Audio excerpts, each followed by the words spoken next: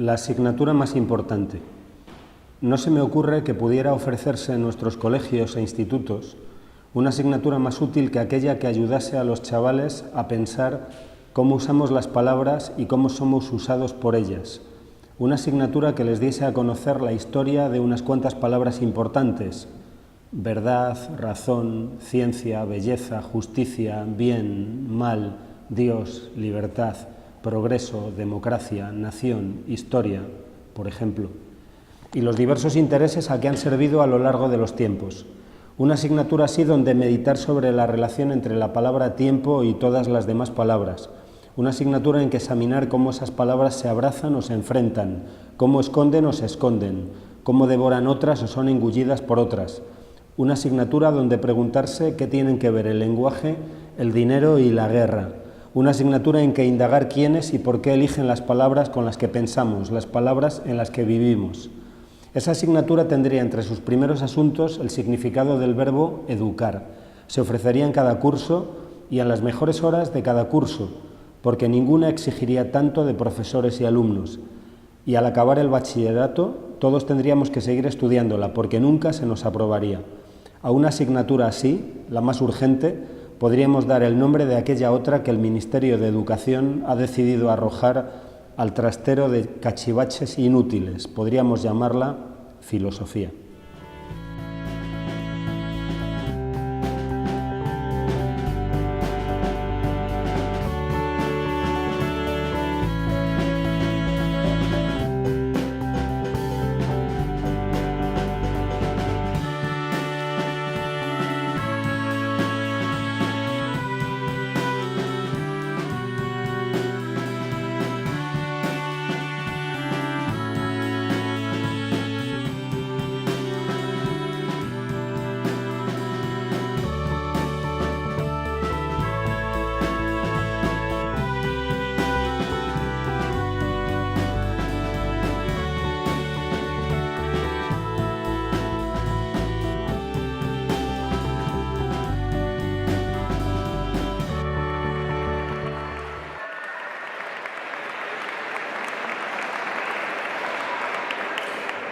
Bienvenidos a la Biblioteca Valenciana, a esta última sesión del ciclo de este año de encuentros con escritores. Hoy tenemos la suerte de tener aquí a Juan Mayorga, a quien dentro de un momento le vais a poder hacer las preguntas que queráis. Antes lo va a presentar Robert Marc Tortajada, que es profesor de la Universidad de Valencia y un experto en la obra de Juan Mayorga, y voy a presentaros también a vosotros, decir quiénes habéis venido. Cuando queráis hacer las preguntas solamente tenéis que levantar la mano, os acercarán el micrófono, decís vuestro nombre y de qué centro venís y hacéis la pregunta que queráis. Primero va a intervenir Robert, luego hablará Juan y luego preguntáis. Pero bueno, hoy estáis aquí los centros y es número 27 de Valencia, el IES Ausiàs Marc de Manises. Sí, si queréis celebrarlo podéis. Las aulas de tercera edad de Quart de Poblet. También ha venido un centro de Orriols, de Valencia, perdón, y el Colegio Mas Camarena, Vétera. Y los que han venido de más lejos, que son el IES María Ibars de Denia.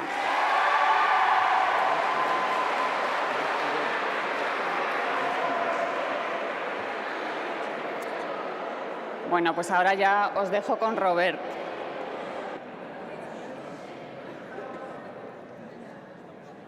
Bon dia a tots i a totes. Voldria agrair a la Biblioteca Valenciana, a Miquel i a Ep, el fet de que m'hagin convidat a presentar a Juan Mayorga. i simplement voldria dir que sense el seu teatre jo no estaria així mateix amb vosaltres. He preparat un text que m'agradaria compartir i que vaig a començar a llegir en castellà. Gràcies. Juan Mayorga es licenciado en Matemáticas y Filosofía y doctor en Filosofía con una tesis que fue publicada en la editorial Antropos bajo el título Revolución conservadora y conservación revolucionaria, política y memoria en Walter Benjamin, autor que ha influenciado tanto su teatro como su pensamiento. Ha sido profesor de matemáticas en Madrid y Alcalá de Henares, profesor de dramaturgia y filosofía en la RESAD y director del seminario Memoria y Pensamiento en el Teatro Contemporáneo en el Instituto de Filosofía del CSIC. Actualmente es director de la Cátedra de Artes Escénicas de la Universidad Carlos III de Madrid y entre diversos premios ha obtenido los siguientes, y el primero es bastante reciente, que es el Premio Europa Nuevas Realidades Teatrales, Premio Ceres La Barraca y Nacional de Literatura Dramática 2013, Valle Inclán 2009, Max al Mejor Autor 2006, 2008, 2009 y Mejor Adaptación 2008-2013. En 2011 funda su compañía La Loca de la Casa, con la que un año más tarde pone en escena La Lengua en Pedazos, una pieza teatral a partir del libro de la vida de Teresa de Ávila. Sus piezas publicadas a modo de colección, a modo de libro ciudad, actualmente aparecen reunidas en dos libros importantes. El primero de ellos se llama Teatro para Minutos, donde se recogen 28 de sus textos teatrales breves, como por ejemplo El Hombre de Oro, La Mala Imagen, Legión, El Guardián, La Piel, Amarillo, El Buen Vecino, Manifiesto Comunista, Método Lebrun para la Felicidad o 581 mapas. El segundo, en cambio, Teatro 1989-2014, publicado en La Uña Rota, presenta un total de 20 piezas donde quisiera destacar El Traductor de Blumenberg, El Jardín Quemado, Cartas de Amor a Stalin, Himmelberg, Últimas Palabras de Copito de Nieve, La Paz Perpetua o El Cartógrafo. Y también El Chico de la Última Fila, que posteriormente fue adaptada por François Ozon en la película Dans la Maison, que obtuvo la Concha de Oro y Premio al Mejor Guión Festival de Cine, Premio FIPRESCI y Premio Mejor Guión Academia de Cine Europeo 2013. Y quisiera señalar también aquí otra pieza que se llama Reykjavik, que en el mes de junio la podremos ver en el Teatro El Musical en el barrio El Cabañal. En esta misma editorial, La Uña Rota está publicando, ha aparecido ya Elipses, un libro donde presenta los ensayos y las conferencias y los artículos que Juan Mayorga ha escrito desde el 90 hasta el 2016. Es decir, unos textos con los que el autor no solo nos ofrece su pensamiento, sino la mirada poética que vuelca en su teatro. Juan, además, ha realizado adaptaciones de textos como Hécuba, de Eurípides, La Dama Boba y Fuentovejuna, de Lope, El Monstruo de los Jardines, La Vida Sueño, de Calderón, El Rey Lear, Shakespeare, Natán el Sabio, Lessing, El Gran Inquisidor de Dostoyevsky y otros tantos. Autores que, tal y como el propio dramaturgo ha confesado en alguna ocasión, le han permitido adentrarse en la cocina de los grandes. Asimismo, ha trabajado junto con la compañía Animalario y especialmente con Juan Cabestany, con quien escribió Alejandro y Ana, Lo que España no pudo ver de la boda de la hija del presidente, y otro texto que se llama Penumbra, una pieza con guiños al Hombre de Arena de Etta Hoffmann. Su obra teatral ha sido representada en un sinfín de países: Alemania, Argentina, Australia, Bélgica, Brasil, Bulgaria, Canadá, Chile, Colombia, Corea, Costa Rica, Croacia, Dinamarca, Ecuador, España, Estados Unidos, Francia y muchos más, y traducida a idiomas como el alemán, el árabe, el búlgaro, el catalán, el coreano, el croata, el checo, chino, danés y otros tantos. A nuestro entender, el teatro de Juan Mayorga recoge el saber trágico de Buero Vallejo y, en cierto modo, también el pensamiento de María Zambrano, sobre todo en relación al binomio filosofía y poesía, pero también en torno al exilio, el pensamiento de Walter Benjamin, lo hemos dicho ya, y el de Reyes Mate. El teatro de Juan Mayorga es un teatro de memoria, un teatro político que apuesta por la imaginación, por el diálogo, un teatro que está lleno de citas, de rodeos, de referencias al lenguaje, al mundo de los libros, a la esperanza, al deseo de un mundo más humano, más justo. Un teatro donde hemos de ser nosotros quienes resituemos las cosas en su lugar. Un teatro que nos habla de un pasado que se nos presenta abierto. Un teatro que nos invita a pensar quiénes somos. Un teatro de conflicto, de tensión. Un teatro que nos muerde. Un teatro con el que Juan Mayorga quiero decirnos, y aquí voy a citar unas palabras suyas, que leer es lo contrario de poseer y que no somos mejores que quien no nos ama. Gracias. Gracias.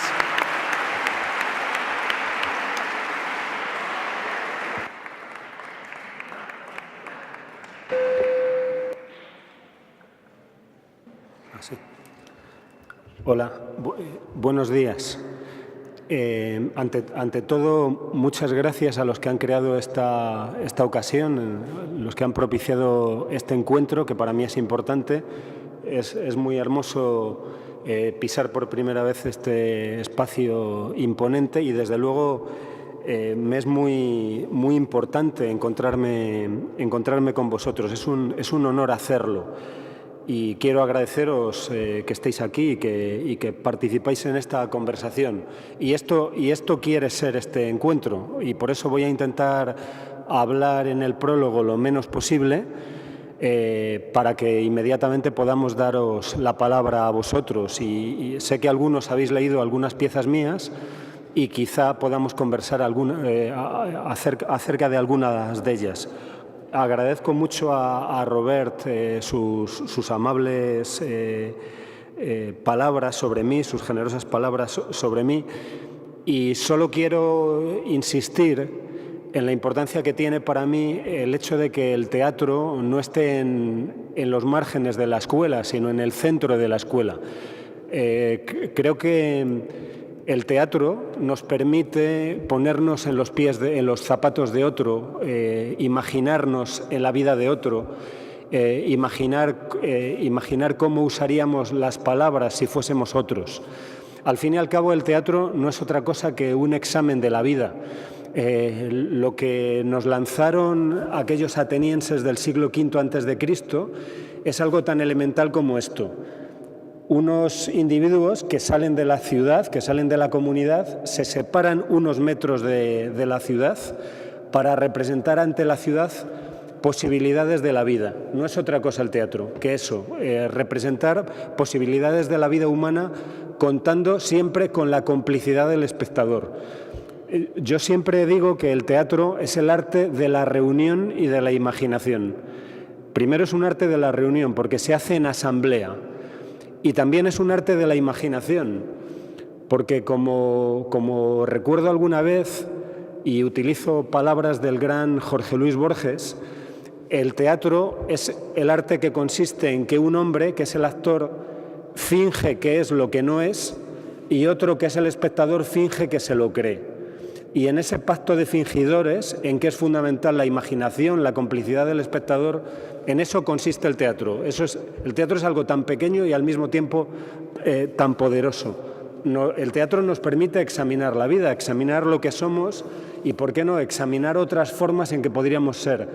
Y en particular nos permite examinar la palabra, nos permite asombrarnos sobre nuestra palabra. A veces salimos del teatro envidiosos de palabra, sintiendo que nuestra palabra, que la palabra cotidiana que usamos en el día a día es pobre, y sentimos vergüenza por nuestra propia palabra y desearíamos más palabra. Y ese es un buen deseo, porque más palabra es más vida.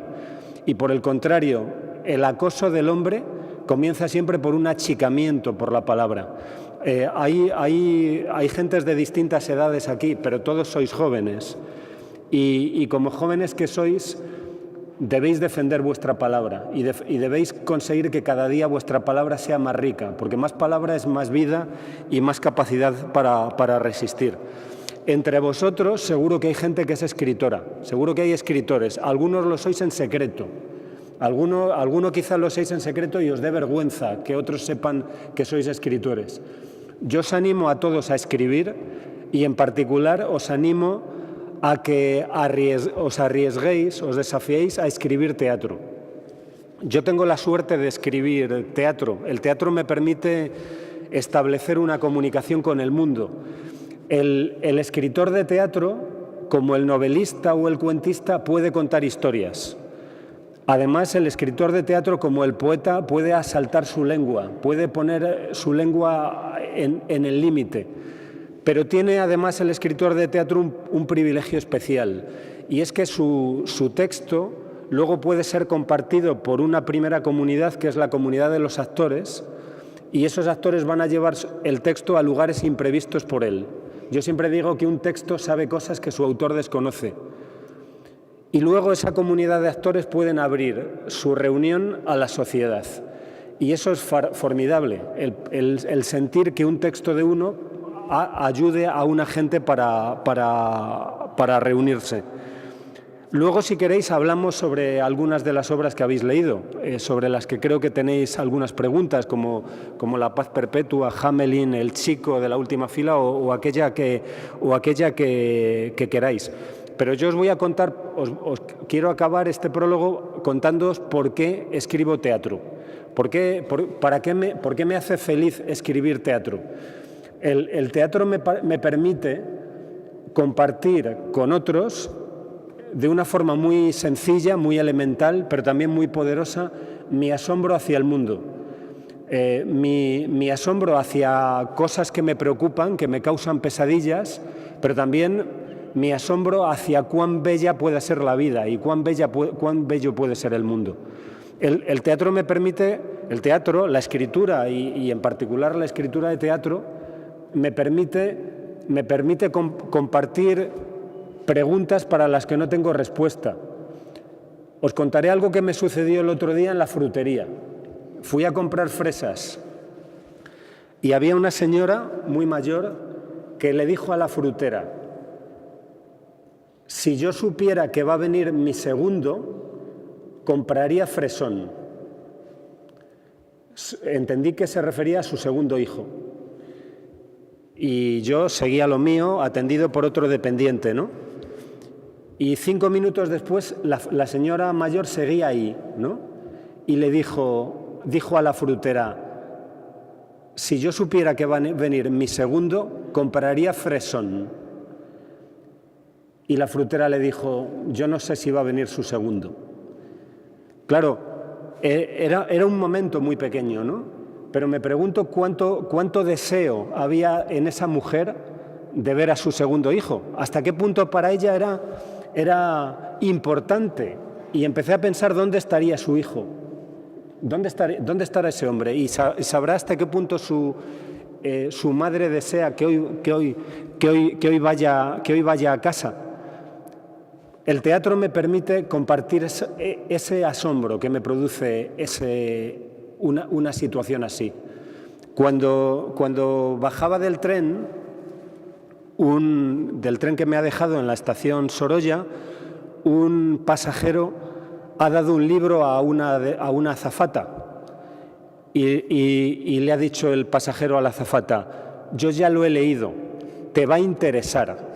Y yo me he preguntado, ¿ese pasajero es un viajero asiduo en este tren o acaso solo ha tomado este tren hoy y no volverá a hacerlo? ¿Está queriendo tener una relación con la azafata? La azafata coge ese libro que le entrega un desconocido. ¿Qué va a hacer? ¿Lo lleva a su casa, lo abre? Quizá no lo abre ella, lo abre la pareja que le espera en casa. A lo mejor ese libro va a cambiar la vida de esa azafata o de alguien en esa casa que ha recibido de esa forma tan extraña ese libro. Y si resulta que de algún modo ese libro llega a las manos de aquel hombre cuya madre está esperando que hoy llegue a casa para tomar fresón. No lo sé. Para eso a mí me sirve el teatro, para compartir mi asombro hacia el mundo. El mundo es asombroso. Merece vivir cada instante de nuestra vida, ¿no? Y el teatro me permite compartir los momentos que me preocupan y aquellos momentos que celebro. Y si queréis, hablamos ya, conversamos ya, cuando queráis. Gracias.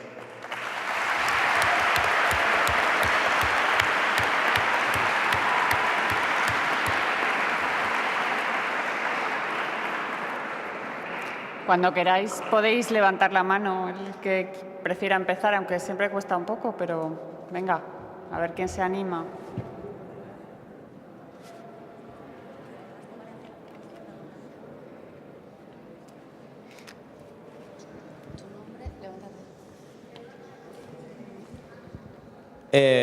Martín, María Ibars, ¿a qué se debe tu motivación de haber llegado hasta aquí, haberte dedicado al teatro?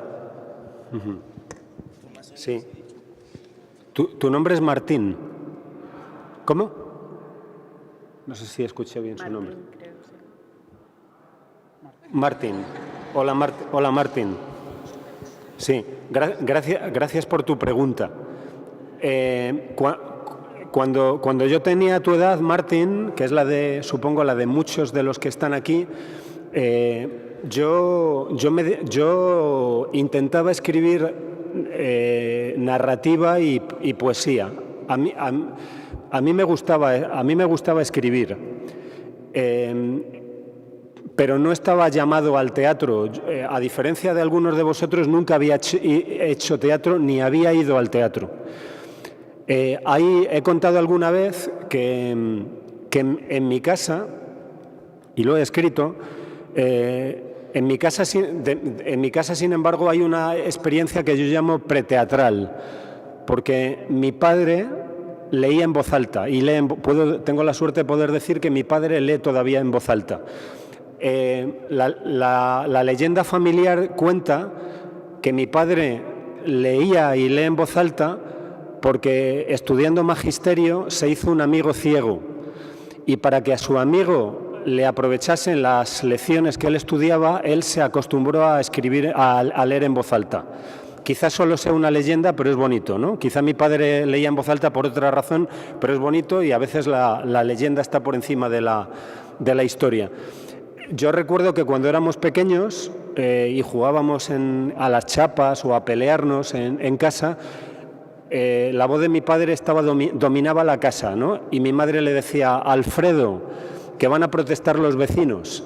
El caso es que mi padre leía en voz alta y yo no entendía lo que leía, pero de algún modo creo que en ese hecho de que él leyese en voz alta nace mi convicción de que las palabras son capaces de crear mundos, de crear paisajes sentimentales, de crear experiencias. Hay quien dice que una imagen vale más que 1000 palabras, y tiene razón, sobre todo si la imagen es de García Lorca. No hay imagen más poderosa que aquella creada por palabras. Y en un cierto día, estando en el instituto, yo estaba en un instituto que es el Ramiro de Maeztu, que es, por cierto, el Instituto del Estudiantes, y este fin de semana se juega la supervivencia contra el Manresa. El caso es que es difícil, porque tiene que ganar el Estudiantes y perder el Manresa, ¿no? No hay que dejar las cosas para el final, ¿no? Bueno, y recuerdo que mi profesora, la profesora de literatura, nos pidió que fuésemos a ver Doña Rosita la soltera. Y yo fui con 4 compañeros tan ignorantes como yo al Teatro María Guerrero, ¿no? Y recuerdo que fuimos a la taquilla y nos dijo el taquillero: solo hay palcos. Y nosotros pensamos que nos teníamos que ir porque pensábamos que el palco era para los reyes. Pero lo que ocurría con el palco es que se vendía en conjunto. Tenías que comprar en ese momento en conjunto las entradas. Y nosotros nos quedamos aliviados porque lo único que queríamos era el documento. O sea, nosotros queríamos la entrada para enseñársela a la profesora al día siguiente. No teníamos ninguna formación ni ninguna expectativa. Y yo llegué al teatro, entré en el teatro, a ese palco, y en un cierto momento de las sombras surgió Nuria Espert haciendo Doña Rosita la soltera.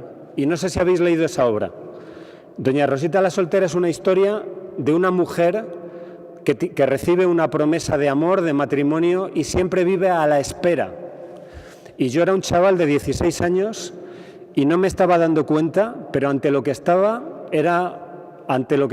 en aquel acontecimiento teatral, era ante la experiencia del tiempo, que es el misterio de la vida. Porque Nuria Espert conseguía, con la elocuencia de su voz y de su cuerpo, y también con la complicidad del espectador, conseguían nada menos que representar las vidas las edades de una persona, las edades de una mujer, el misterio del tiempo. Y yo en ese momento descubrí el teatro como arte de la imaginación. Y en ese momento empecé a sentir de una forma más o menos consciente que el teatro me llamaba, que el teatro era un buen lugar para desarrollar mi imaginación y mi escritura. No sé si eso explica un poco o te responde un poco, Martín.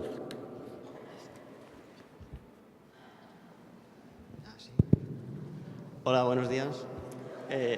Soy Jorge, soy profesor del Instituto 26, no 27, como equivocadamente se ha dicho.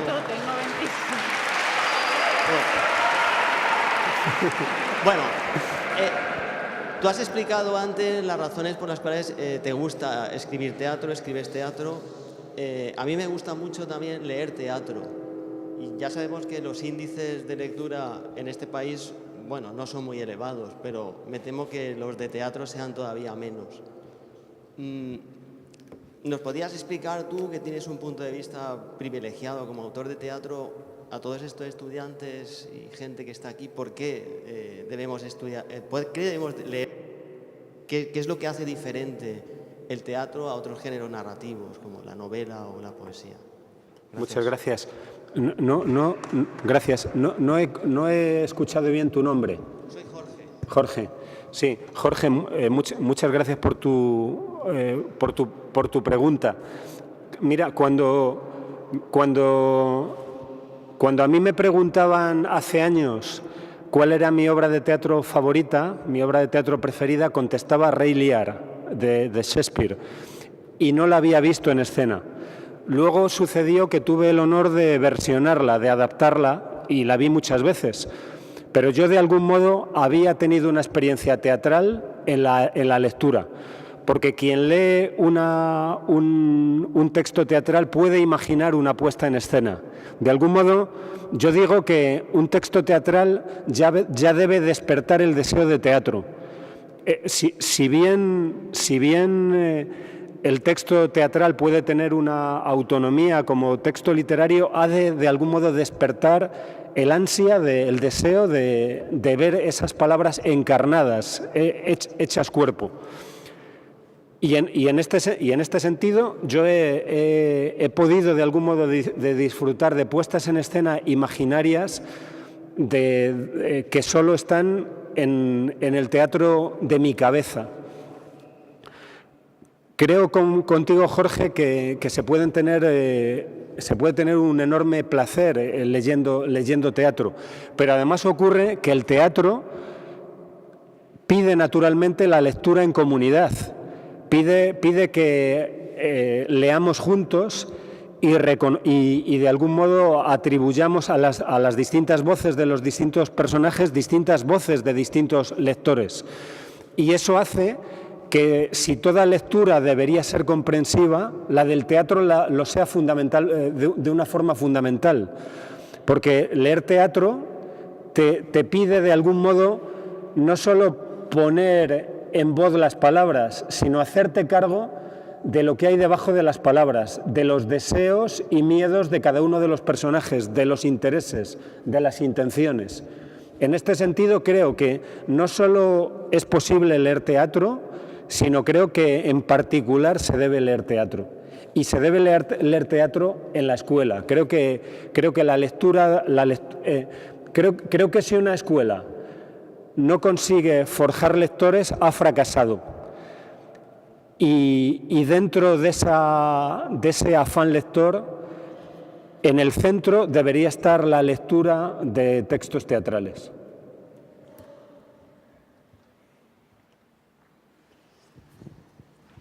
Hola, buenos días. Soy Tomás de la Universidad Popular de Orriol. Con tu permiso, ¿me das permiso para que te tutee, Juan? Por supuesto. Bueno, en primer lugar, felicitarte por esa serie de premios que tienes. Sales a premio por año. Gracias por tu comunicación y vamos a relacionarnos hoy un poquito. Hemos leído tu obra de Hamelin en grupo y nos ha parecido estupenda. Y hemos sacado nuestras conclusiones. Tienes personajes ahí que hilan muy fino, y otros personajes para que saquemos nosotros, en grupo, cada uno sus conclusiones. Gracias por tu comunicación. Como es un libro en el cual trata de la pederastia, está en el aire, comprende hago saber, posiblemente lo sepa, que se ha creado a nivel nacional una comisión para la reforma del Código Penal, para que no prescriba nunca. En Estados Unidos no prescribe el delito de pederasta, en Alemania tampoco, y en ciertos países de Europa también. Por eso quiero decirte que hay un joven también que ha recaudado, 300 y pico mil firmas, para que seamos también solidarios con este tipo de delitos y que no prescriba nunca, que el Código Penal sea reformado. Y nada más. Gracias por la atención y sigue con la juventud, con todos nosotros que nos consideramos también jóvenes, en comunicación y en relación. Muchas gracias. Gracias. Sí, claro. Muchas gracias, Tomás, por lo que por todas tus palabras y por tu comentario. Sí, es cierto que he ganado algún premio últimamente, pero quiero llamaros la atención sobre uno que se dio la semana pasada y que me alegra especialmente, que es un premio que se dio a un actor en Barcelona, un actor que se llama Raimon Molins, por un personaje que es el comandante de Himmelbeck. Y a mí ese tipo de premios me alegran muy especialmente. Me alegran especialmente aquellos premios que se dan a actores por personajes que yo de algún modo les he enviado. Para mí, el teatro es el arte del actor. El teatro es el arte del actor. Es el arte del encuentro de un actor y un espectador. A mí no me gusta hablar del público. Yo siempre hablo de espectador y de espectadores, porque creo que el público, creo que el teatro ha de hablar a cada espectador al oído, ha de ser capaz de devolver a cada espectador su singularidad. El filósofo Søren Kierkegaard, el filósofo danés Søren Kierkegaard, llamaba al público, utilizaba para caracterizar al público la expresión maestro de la nivelación. El público es un nivelador. De algún modo el público quiere absorber a cada espectador y convertirlo en público. Y desde el escenario tenemos que hacer el viaje contrario, tenemos que devolver a cada espectador cada singularidad. Cada uno de vosotros es distinto, cada uno de vosotros tiene un secreto, un misterio, una dignidad, una belleza. Y el teatro ha de ser capaz de hablar a cada uno de vosotros. Y el teatro, en tanto que arte del actor, ha de ser en cada momento una celebración de la humanidad. Porque lo que nos encontramos cuando estamos ante esa experiencia que llamamos teatro es a un actor, a un frágil cuerpo a través del cual podemos imaginar nuestra propia vida. Y eso es una celebración de la vida. El origen de Hamelin está, Tomás, en una noticia que leí en un periódico. La noticia decía: unos padres alquilan su hijo a un pederasta los fines de semana.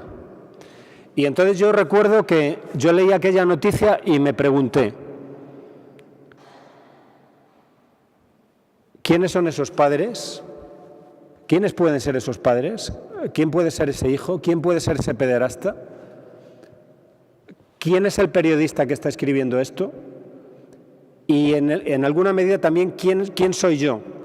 Que me estoy escandalizando y quizá estoy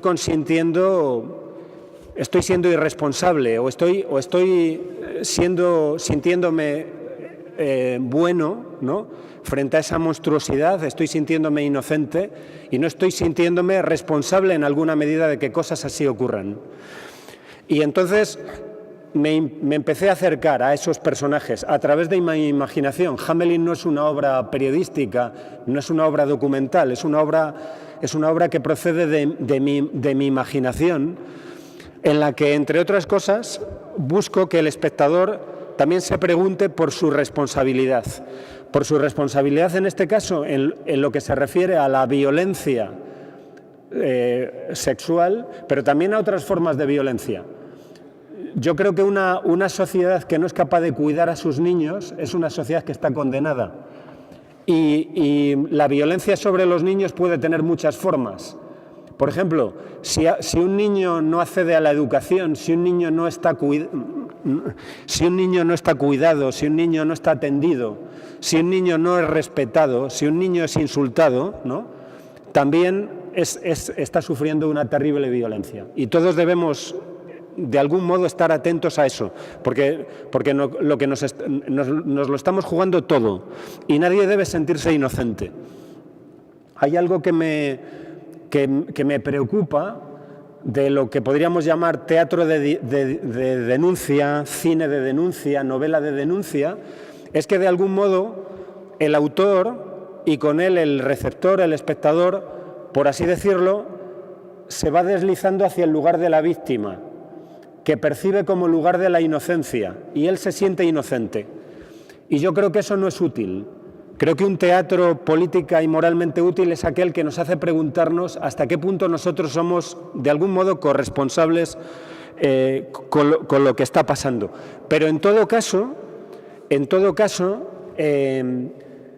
lo importante no es lo que opine yo sobre Hamelin, sino lo que opines tú, Tomás, porque de lo que se trata finalmente es de que lo importante no son las ideas del autor, lo importante son las ideas de los espectadores, de cada uno de ellos, y la conversación que se genere entre ellos. Y por tanto, más allá de que la obra os haya gustado o no, si de algún modo os ha servido para hablar, para conversar, para, por qué no decirlo, tejer sociedad entre vosotros, pues yo me siento un poco menos inútil. Gracias, Tomás.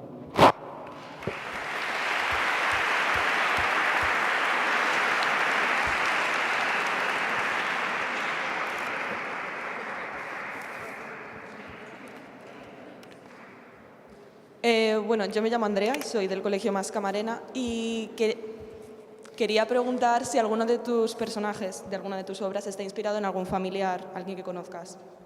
Ajá. Sí, gracias.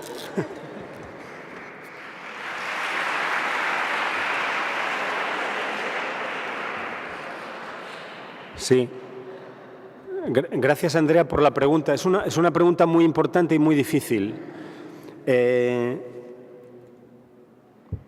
Claro, mira, hay un gran dramaturgo, August Strindberg, el autor de La señorita Julia, que decía que el del escritor es el oficio más cruel, porque se expone desnudo en la plaza pública y expone a los demás en la plaza pública.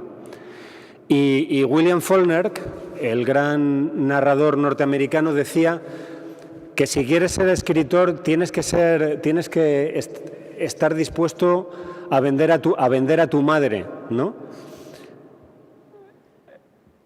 Yo no lo he hecho, pero sin duda uno escribe, uno imagina a partir de aquello que lo acompaña, a partir de aquello que lo rodea.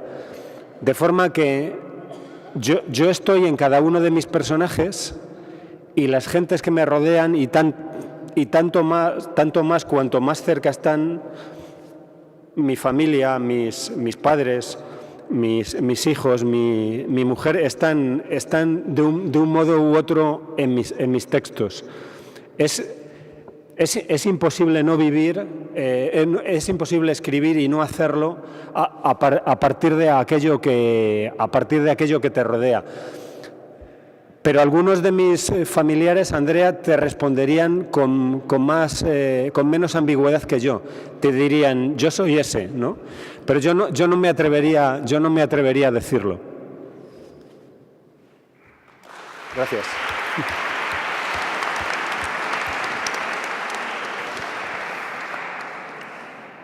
Hola, yo soy Gonzalo Baunza del Colegio Mas Camarena y a mí me impactó personalmente el hecho de que estudiase usted filosofía y matemáticas, entonces me gustaría preguntarle cómo influye el hecho de estudiar matemáticas en sus obras, porque la filosofía entiendo que de algún modo puede influir y me gustaría saber cómo influyen las matemáticas. Gracias. Sí, tu nombre es Gonzalo. Sí, Gonzalo, gracias por tu pregunta. Cuando yo tenía más o menos vuestra edad, cuando tenía 17 años, decidí que aquella disyuntiva entre ciencias y letras era una de esas disyuntivas con las cuales uno se va encontrando en la vida que son completamente falsas. Bueno, tal y como está organizado esto, la sociedad, pues te van encasillando, te van llevando por determinados canales, te dan un mapa, ¿no? Es frecuente que te den mapas que no son para orientarte, sino para llevarte de un sitio a otro, ¿no? Y entonces yo al menos aquella disyuntiva no quise aceptarla. Y me matriculé de matemáticas y filosofía. Bueno, he cometido algunos errores en mi vida, muchos, ¿no? Pero creo que ese no fue uno de ellos. Estoy contento con haber estudiado matemáticas y filosofía. Y os recomiendo a todos, hagáis lo que hagáis, que exploréis las matemáticas y la filosofía.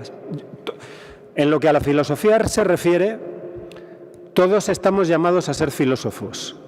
O sea, la filosofía no es un negociado de los filósofos. Todos los que estamos aquí estamos llamados a ser filósofos.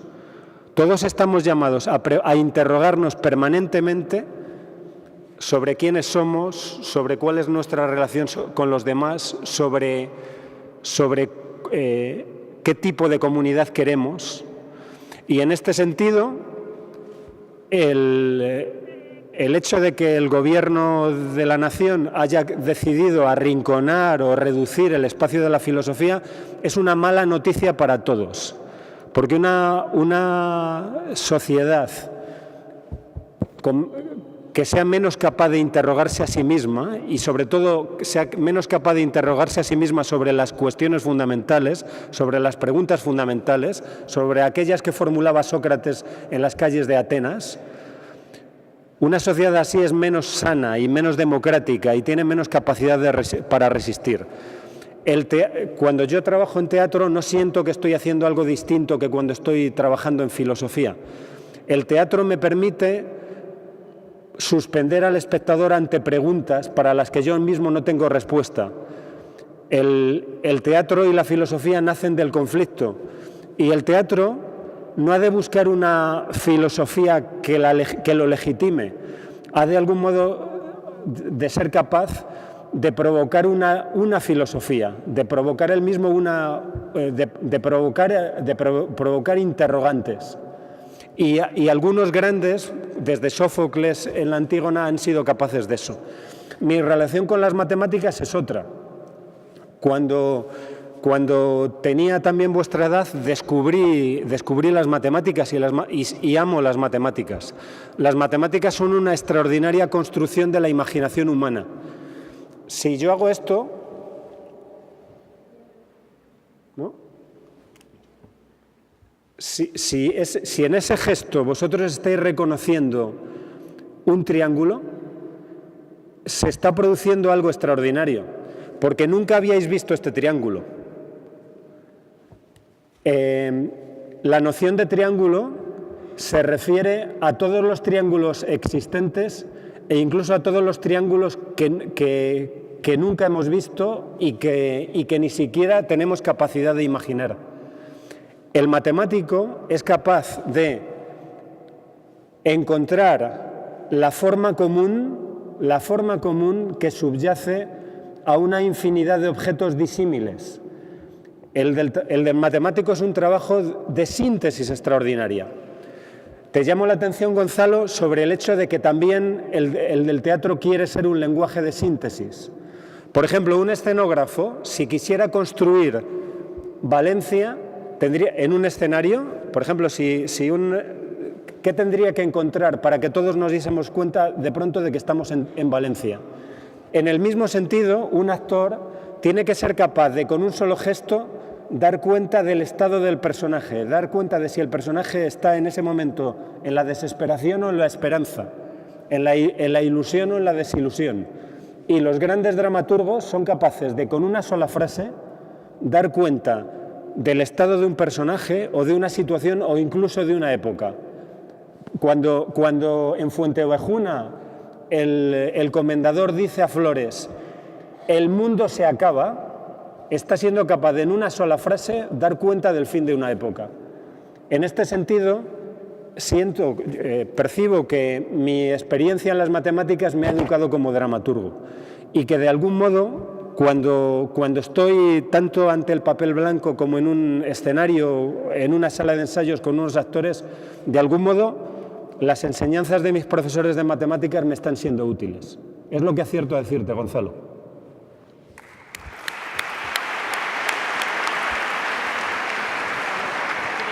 Tenemos tiempo para 2 preguntas. Había una persona aquí que esperaba desde el principio, aquí delante. Hola, bueno, mi nombre es Eric, soy profesor de filosofía en el IES Ausiàs Marc y es la primera vez que me acerco a tu obra a través de la Paz Perpetua, que me ha resultado muy interesante. Mi pregunta iba dirigida a lo siguiente. Me he enterado de que bueno, se ha reescrito ese final de la obra. Y siendo que bueno, la obra plantea esa relación de los individuos con el poder y las distintas versiones y posibilidades ante dilemas morales, en la primera obra, digamos así, mueren todos los perros y en la segunda obra solo muere Kant. Bueno, te quería preguntar, 1, ese reescribir el final de la obra, ¿qué sentido y qué riqueza le ves tú? Y 2, bueno, veo que hay distintos significados en ese final, si mueren todos o solo muere el perro Emanuel. ¿Vale? Muchas gracias. Sí. Sí. Te agradezco mucho la pregunta, que tiene al menos 2 partes. Una se refiere a mi relación con los textos. Es cierto que yo reescribo permanentemente, estoy en permanente conflicto con mis textos, precisamente buscando aquello a lo que aludía respondiendo a Gonzalo. Siempre estoy buscando el gesto, la palabra que sea al mismo tiempo más sencilla y más compleja, aquello que sea capaz de mostrar, desplegar la polisemia de una situación. Ahora mismo se está poniendo en escena en Madrid una obra que se llama Animales Nocturnos y ayer mismo envié al director una nueva versión de una de las escenas que están poniendo en escena. Luego el director decidirá cómo gestionar eso, pero mi obligación es permanentemente pelear por el mejor texto posible. Yo reescribo porque soy ambicioso, pero al mismo tiempo soy muy limitado. Y el tiempo me va enseñando que mis textos pueden ser un poco menos malos. Y por eso estoy permanentemente peleando con ellos. La Paz Perpetua, probablemente la habéis leído algunos, pero quizá no todos. Y entonces, para hacerme entender, tengo que decir muy brevemente de qué trata. La Paz Perpetua procede de un encargo que me hace un director, Gerardo Vera, que me propone que escriba sobre el terrorismo. Fue unos años después del atentado de los trenes de marzo en Madrid, donde perdí un compañero de pupitre, un compañero de instituto, del Ramiro Maeztu, mi amigo Javier Mancebo.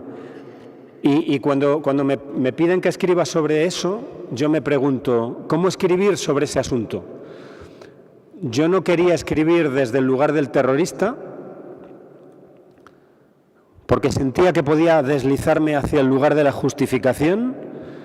Tampoco quería escribir un thriller desde el lugar del policía, y tampoco quería escribir desde el lugar de la víctima, porque sentía que no tenía derecho a hablar desde ella. Y en un cierto momento, en un aeropuerto, vi a unos perros que estaban vigilando una cinta de maletas, y ahí descubrí a mis personajes. Y pensé, voy a trabajar con perros que compiten por un puesto en una unidad antiterrorista. Son perros que de algún modo están en una oposición, en un examen, como en una suerte de entrevista de trabajo. Entonces esos perros van a tener 3 pruebas. Una que es una prueba, digamos, de tipo técnica. Con su olfato tienen que encontrar unas huellas en el espacio hermético donde se hallan. En la segunda prueba tienen que contestar lo que podríamos llamar un examen psicotécnico, en que, por ejemplo, les dicen, defina en 25 palabras el concepto terrorismo, o, por ejemplo, les dicen, diga si los españoles que se enfrentaron a los franceses en 1812 son A, partisanos, B, guerrilleros, C, terroristas. Ese tipo de preguntas les hacen. Luego, en tercer lugar, tienen una entrevista personal en que intentan preguntarles sobre su pasado y su competencia. Y finalmente hay una prueba secreta, que es una prueba de carácter moral, en que se les dice, detrás de esa puerta hay un hombre que quizá tenga información sobre un posible atentado contra población civil. Si ustedes consideran que pueden, que tienen derecho a hacerlo, presiónenlo físicamente. Bien, la obra, efectivamente, yo le di un final, luego se publicó con un segundo final y acabó con otro final. Y como estamos en una sesión de trabajo, voy a reventar mi propio argumento y os voy a contar el final, ¿vale? No os vais a enfadar, ¿no? Sí, hay de algún modo un perro que se llama Emmanuel, que es un perro filósofo. Y en la primera versión, si no recuerdo mal, él era el sacrificado, ¿no? ¿Cuál es la versión que tú conoces? Claro.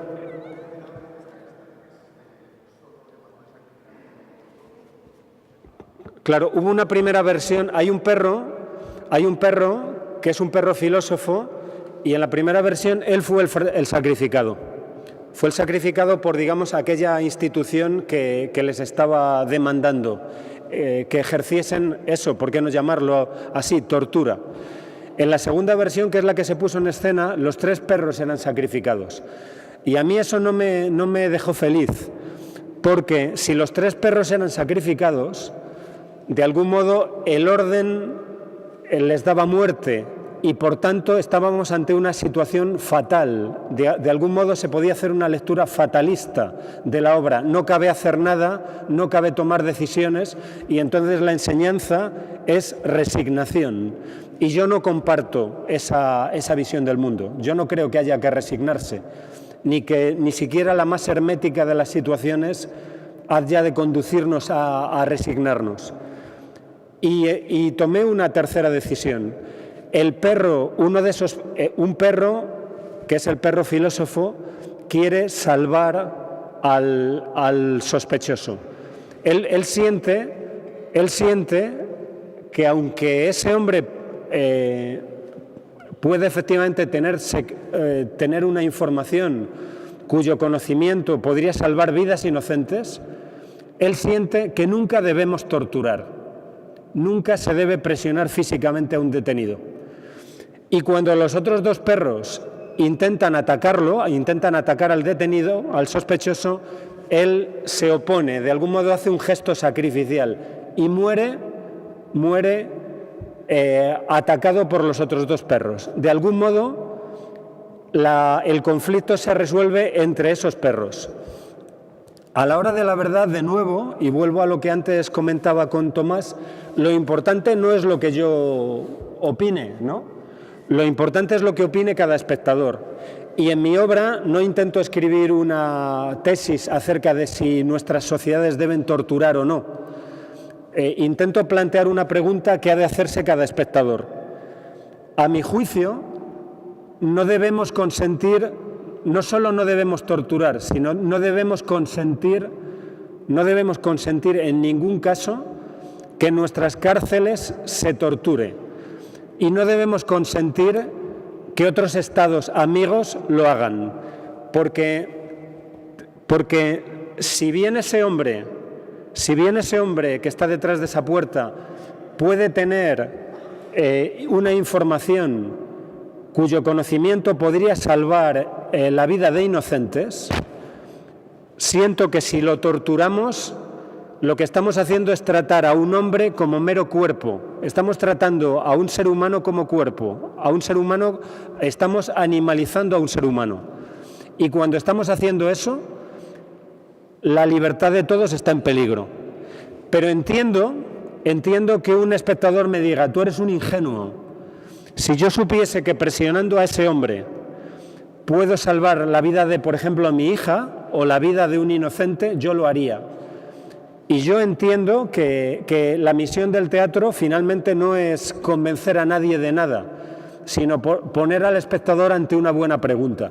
Y eso es lo que modestamente quería hacer La Paz Perpetua. De forma que, y espero que ese final sea capaz de suscitar algunas interrogaciones acerca al espectador. Si eso fuese así, también me sentiría útil. Gracias.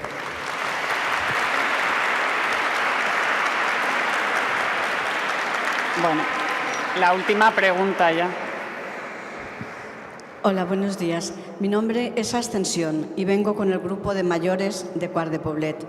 Estamos muy integrados en las lecturas, en las narrativas. Yo, de hecho, aparte también pertenezco a un grupo de literatos pequeñito y me encanta. Entonces, el teatro, el escenificarlo, es una de las cosas que más me apasiona y que estamos en nuestro grupo comenzando. Y es darle las gracias por esas pautas que hoy me ha marcado. Muchas gracias. Muchas gracias, Ascensión.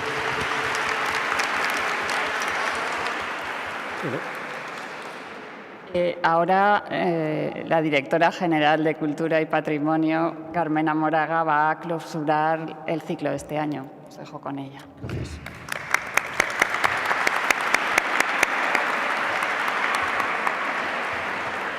Hola, gracias.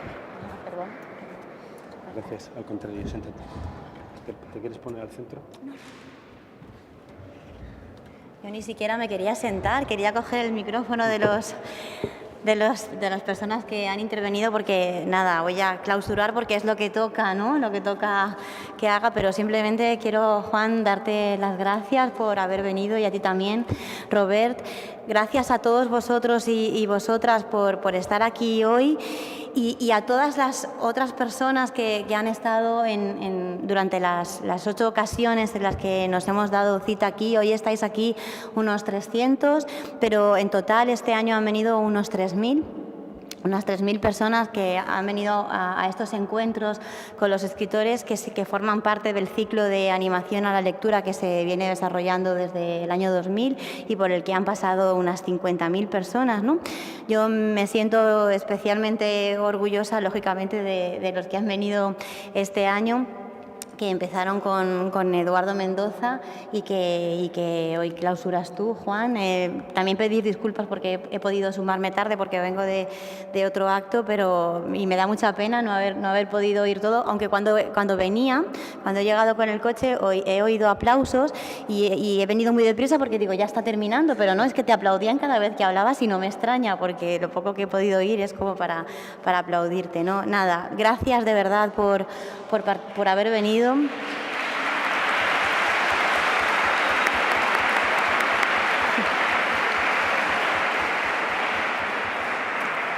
Me vais a permitir que dé las gracias a las personas de la Dirección General que trabajan durísimo, pero porque se lo creen.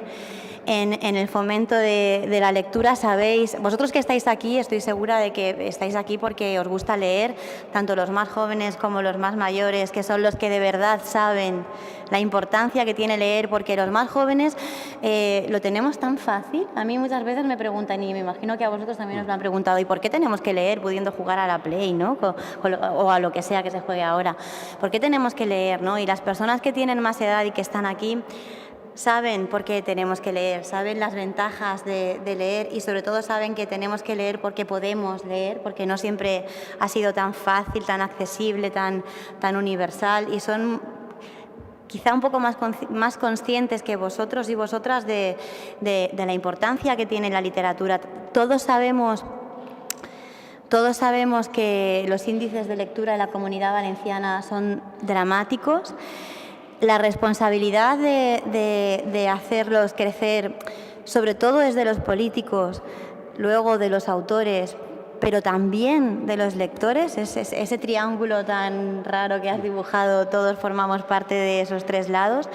Y Y oyéndote y pensando, ¿no? me he acordado de una cosa que dijo Eduardo Mendoza, que fue la persona que tenía que inaugurar y que inauguró, aunque no pudo venir, inauguró virtualmente porque el día anterior le sometieron a una operación, pero los técnicos de la Consellería le hicieron una grabación, él escribió una carta que leí yo, en la que decía que cualquier cosa que en el vídeo dijera que no parecieran bien me podían agredir a mí, como portavoz suya. Bueno, por cierto, también tengo que decir que los agradecimientos no he agradecido a los profesores y profesoras que son los que hacen también que estéis aquí. Aquí está hoy mi profesor de literatura del instituto, sin el que yo no sería ni la mitad de la mitad de la mitad de lo que soy, y que luego, como la vida es un verso muy largo, compuesto por muchas partes, pero al final siempre rima, y nos ha vuelto a unir a mi profesor y a mí en esta nueva etapa. Y decía Eduardo Mendoza en esa carta que se esperaba de él que fomentase la lectura, ¿no? Que se esperaba de su intervención en este caso y en todos los casos, que se esperaba que fomentase la lectura. Esto es un ciclo de animación a la lectura compuesto de muchas partes. Lo que concluye hoy son los encuentros con autores, pero el resto de actividades continúa. Entonces, él decía que se esperaba de él y de todos los autores que fomentasen la lectura, pero que él no creía que tuviese que animar a nadie a leer, igual que no creía que tuviese que animar a nadie a respirar o a hacer la digestión. Decía, si alguien no quiere respirar, que no respire. Si alguien no quiere hacer la digestión, que no la haga, pero ya se lo encontrará ya, ¿no? Cuando deje de hacerlo. Entonces creo que a través de este ciclo, a través de la generosidad de los autores que vienen a compartir no solo su obra, sino también muchas partes de su intimidad y de sus motivaciones para hacer lo que hacen, a la generosidad de vuestros profesores y profesoras, y al amor por el trabajo de los trabajadores de esta dirección general, pues creo que vamos a conseguir que mucha gente respire consciente de la importancia que tiene. Así que, por favor, cuando os vayáis de aquí, contad lo bien que lo habéis pasado, contad cuánto habéis aprendido.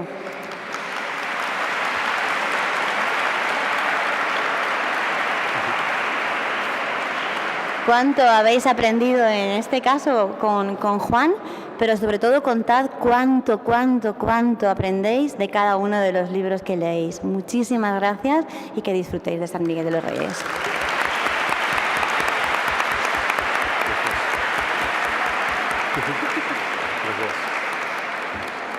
Sí. ¿Puedo decir algo, Asten? Sí.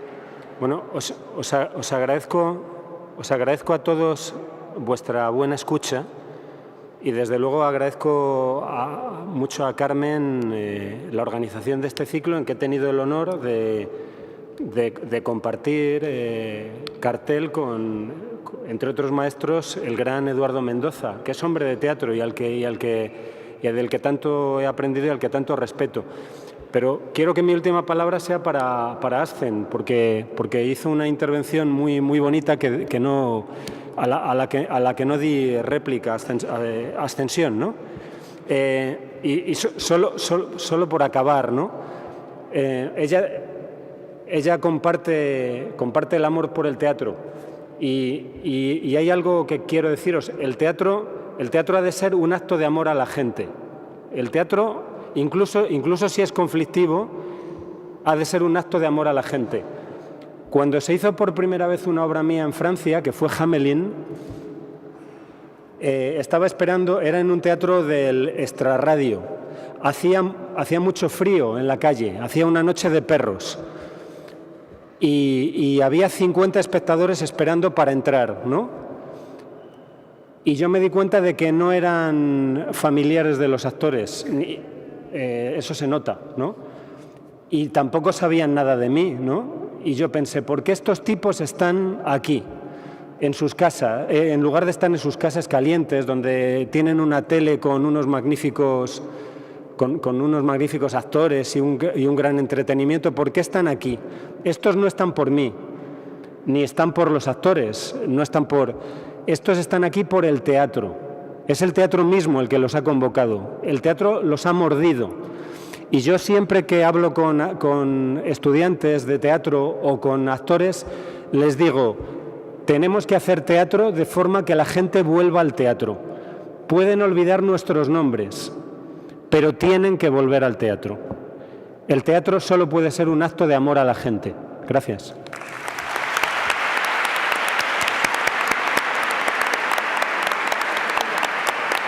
Muchas gracias. Encantado de conocerte.